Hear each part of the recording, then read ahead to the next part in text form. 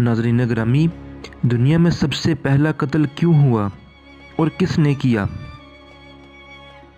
दुनिया में सबसे पहले कातिल का अंजाम क्या हुआ और दुनिया में आग की परस्तिश किस नबी के बेटे ने की? यही हमारी आज की वीडियो का मौज़े सुखन होगा। और आज हम आपको दुनिया के पहले कातिल यानी मकतूल का वाक़या कुरान और हदीस की रोशनी में सुनाएंगे।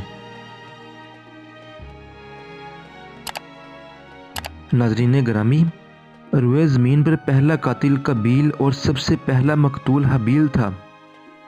कबील और हबील दोनों अल्लाह के नबी और तमाम इंसानों के बाप हज़रत आदम अलैहिस्सलाम के बेटे थे।